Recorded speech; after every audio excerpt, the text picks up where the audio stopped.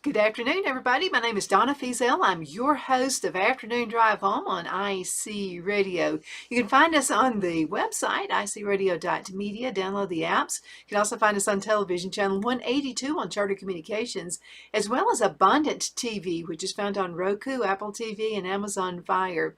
We're all getting ready for the Christmas holidays, but we also need to be getting ready for our garden this coming spring. So I've got some really good ways. This is going to be a two-part series. 10 ways to prepare your garden for winter. So let's go ahead and get started with the first one. I think this one's pretty well known.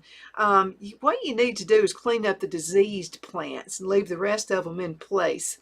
While many of these are going to be spent plants will be left in place to rot and add nutrients to the soil, some may harbor disease in plants and fungi. Now, if you noticed any signs of disease during the growing seasons but didn't have the time to act, now's the time to go ahead and remove them. Get rid of them, because all it's going to do is add havoc to you when you have your spring garden.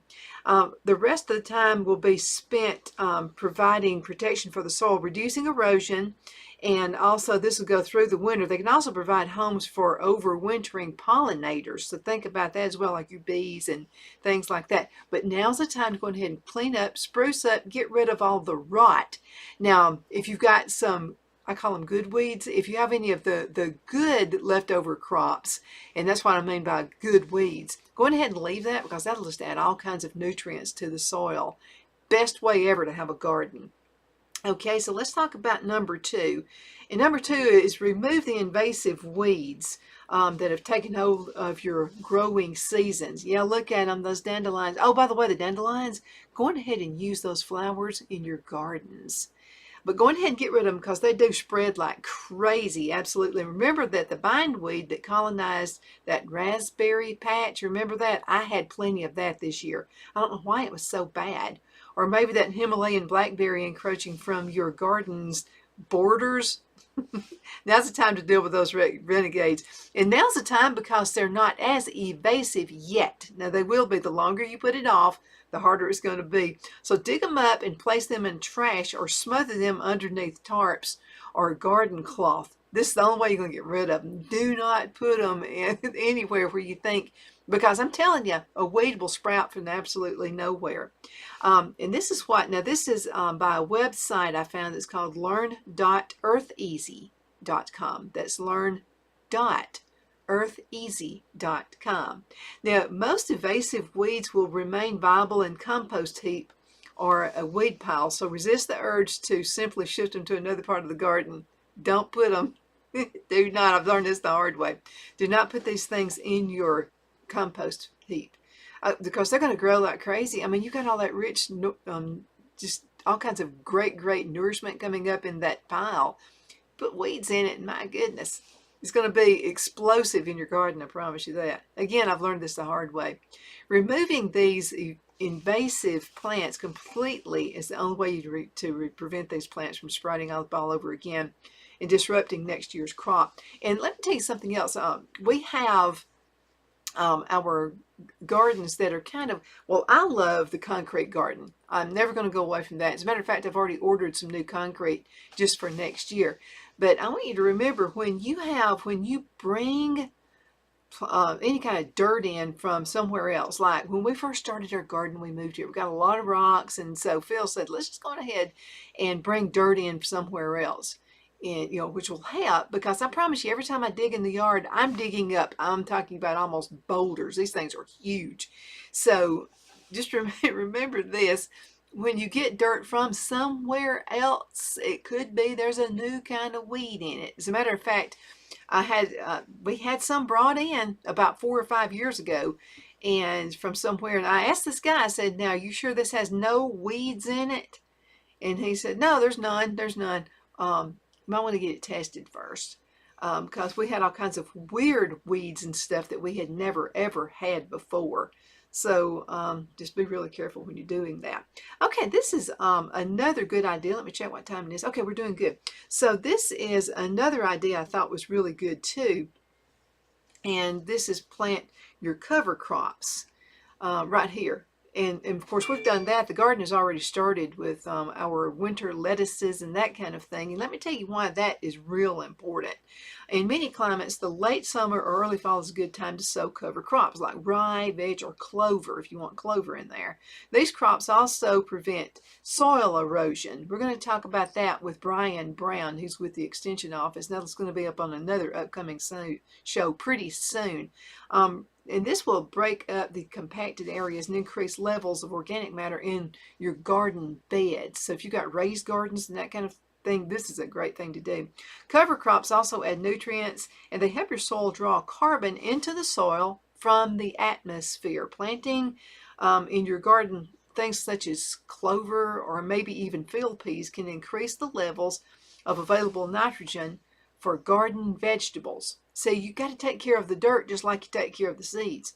While a general guideline is to plant cover crops approximately 1 month before you for your first killing frost, some cover crops are harder than others. You need to consult your local extension agent or seed provider to identify the best fall cover crop for your region. Just remember, we've got all these different regions, because what works here in the South is not going to work up in New York, upstate New York. So remember that, okay? And so let's go to this article right here. And it's called Plant a Cover Crop to Improve Your Garden Soil. So this is a lot of reading, but this is something we got to know about, okay? So at the last of our vegetable crops are harvested and the garden beds are cleared of plant debris, the fall weather is still warm enough to sow overwinter cover crops, which restore fertility and enrich the soil for planting next spring, okay? So cover crops are mown or tilled under in late winter or early spring. In our garden, we see the soil level drop about 3 to 4 inches in each bed after the vegetable crops are harvested. This is a visual reminder that growing a food crop consumes considerable organic matter. You've also got to take into place a lot of water coming in. Like today, the day we're taping this, I'm talking about rain. It's like 100% chance of rain today and tonight. Then we've got 80% in the morning. So that's going to do something also about the erosion of your garden. Cover crops such as maybe crimson clover, buckwheat, and others are really easy to grow. So cover crops such as fall rye, crimson clover, buckwheat, they're so easy to grow. And when they're digested by the soil microorganisms, they restore organic matter and nutrient levels in the soil because they are sown thickly. They also help to outcompete the weeds. That's why.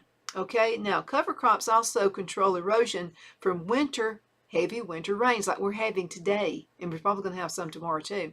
And they also help prevent the soil from compacting over winter. Depending on your growing region now, some cover crops will die during the coldest weather. The crop residue is still a valuable supplement in the spring. So that's what I'm doing out here to the side, back behind the house Mother lives in, which is on our land. So we're going to plant some cover crops out there. Now, what cover crop should you plant? Seed companies sell cover crop seeds as individual crops or as mixes of grasses, and the common annual cover crops suitable for planting and some of these are really, really good to get, and we can grow them right here in this area as well, like field peas. These grow 6 inches to several feet tall. Field peas are hardy in 10 to 20% Australian winter. That pea is low growing and late maturing. Now the Magnus grows 5 feet, so 2 to 4 pounds per 1,000 square feet. Now, another thing is crimson clover. I remember a song back in the 1970s about that. It grows 18 inches high and it's hardy to 10 degrees Fahrenheit. So crimson clover matures late and fixes less nitrogen than other clovers. So 1/2 to 2 pounds per 1,000 square feet, now if allowed to go to seed. The crimson clover can also become an invasive weed, so be really careful out there. Now, there are some grasses that you can grow. Cover crops from the grass family grow quickly, they tolerate cold, and they improve the structure of compacted soils. Thickly grown grasses add increased organic matter to comparison, and also grasses can control erosion, which is a real benefit in wet regions. Seems like we're having wet regions here all over again. Grasses do not have the benefit of fixing nitrogen, but as much as some crops do. So the annual grass cover crops are cut down and mowed in spring before the seeds are set and then tilled under. Okay, winter rye. Let's talk about that for a few minutes.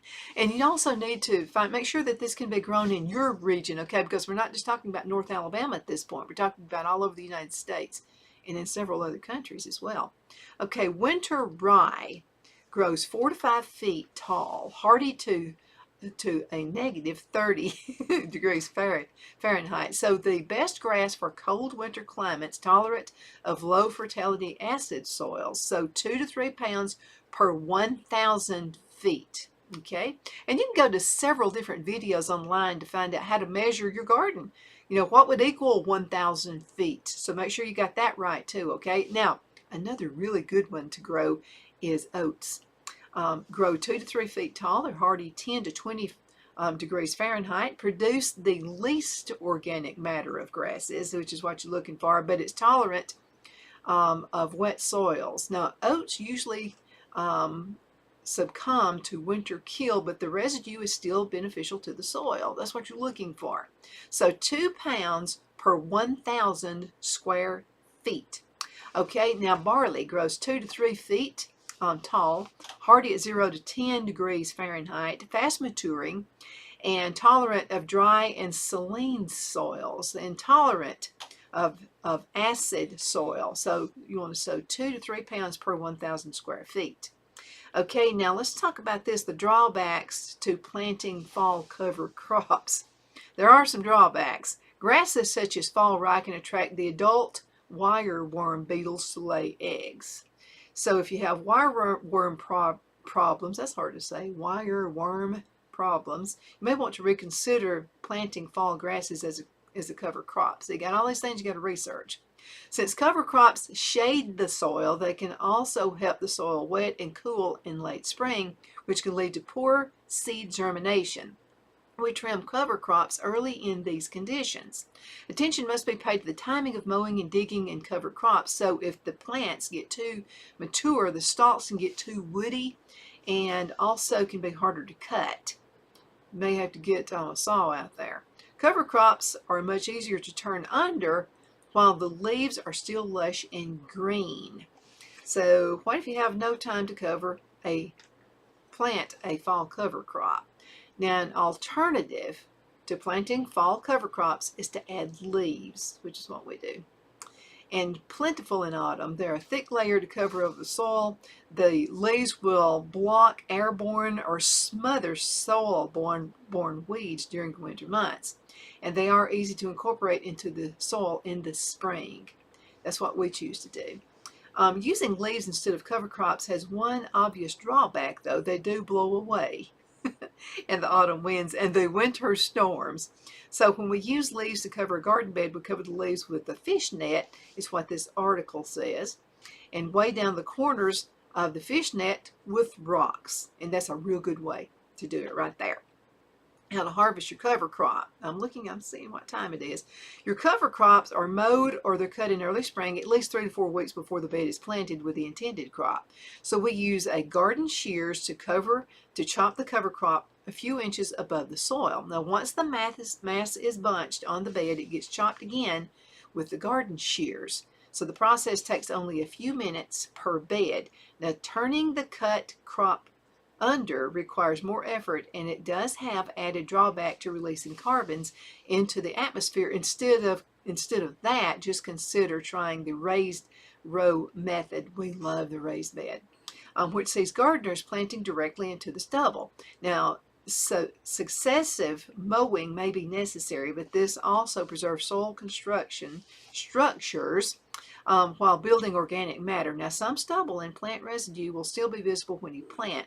This breaks down quickly over the growing season. So this is just something else that you really need to plan for. Okay, let's go ahead and go into a commercial break, and we will be right back in just a few minutes. Y'all hang tight. At Miracle Pottery, each pottery item is hand-turned from durable stoneware, clay body, and non-scratch high fire glaze. Dishwasher oven and microwave safe, Our handcrafted dinnerware and bakeware will last a lifetime, staying just as beautiful as the day it was born. Each pot is signed first with a cross in thanks to our Lord, our name, and then the year. We say a tiny prayer for the receiver of each piece that they receive abundant blessings in their lives. It's not just about pottery. We're located in the foothills of the Appalachian Mountains near Mentone and Valley Head, Alabama. Miracle Pottery is nestled at the base of the hills at 7871 Alabama Highway 117 between Gadsden, Alabama and Chattanooga, Tennessee. Please go to our website, miraclepottery.com, for more info about our other getaway cottages. You can also call us at 256-635-6863.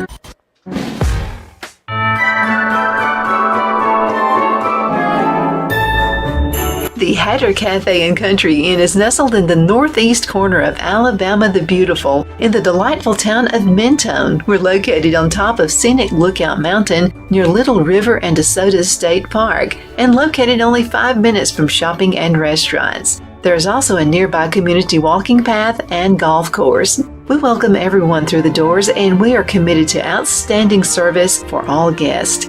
At the Hatter Cafe and Country Inn, we invite people from all walks of life to come and get away from it all, enjoy the open spaces, treetop views, fresh, clean air, and experience Southern hospitality at its finest. We look forward to hosting you. To reserve a special event, or if you would love a special getaway at the Country Inn, you can call us at 256-634-2018.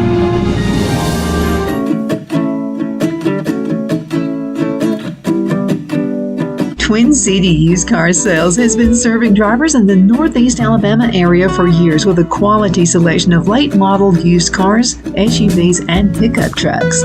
On top of our extensive selection and competitive prices, we offer professional auto financing services for used car buyers of all credit levels.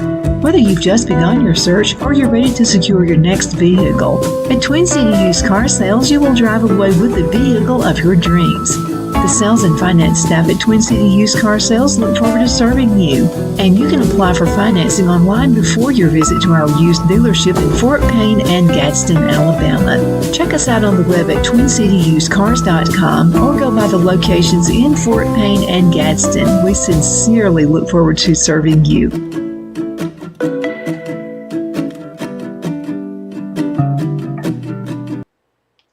Good afternoon. We are back. My name is Donna Fiesel, and I'm your host of Afternoon Drive Home on IC Radio. You can find us on television, channel 182 on Charter Communications, as well as Abundant TV found on Roku, Apple TV, and Amazon Fire. So let's go ahead and get right back to it. We've been talking about 10 ways to prepare your garden for the winter.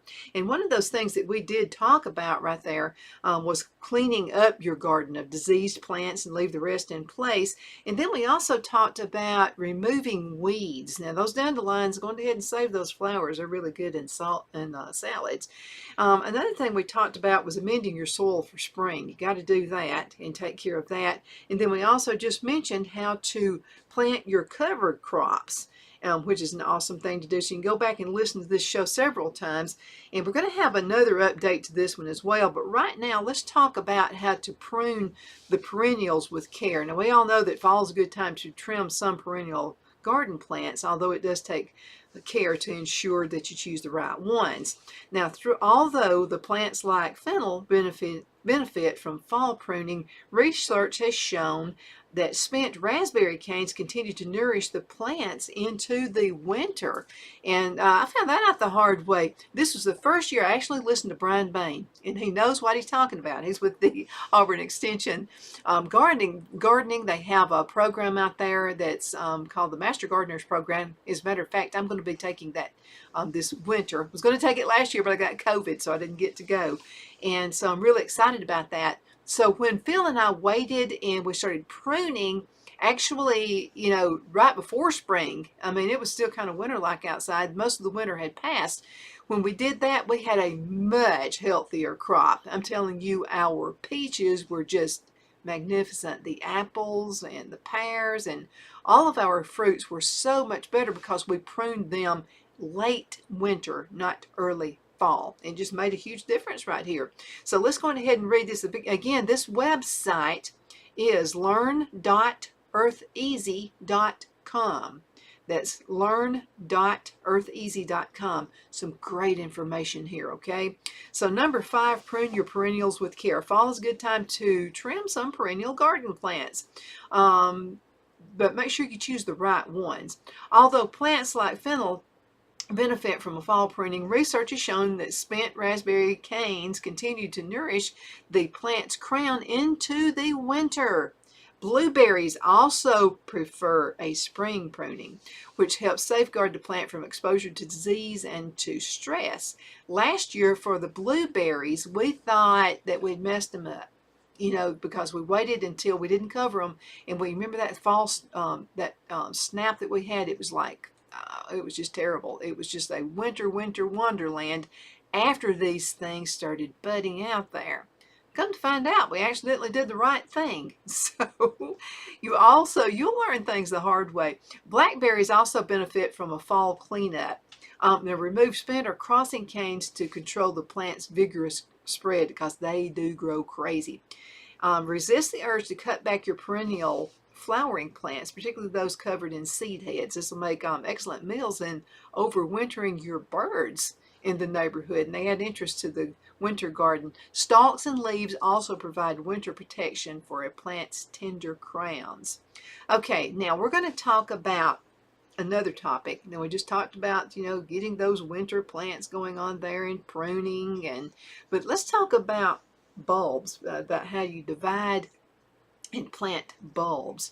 And this is really important too, because although spring bulbs have long since flowered and they've died back, other flowering bulbs like lilies bloomed more recently. So let's talk a bit more about that. Now, 3 to 4 weeks after that glorious display is the time to dig them up.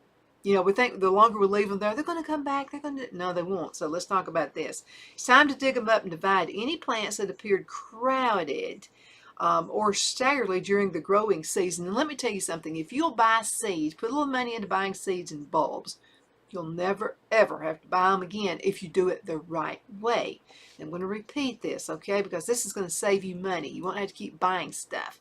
Divide and plant bulbs. Although spring bulbs have since flowered and dried back, other flowering bulbs like lilies bloomed more recently, like 2 to 3 weeks after that glorious display. It's time to dig them up.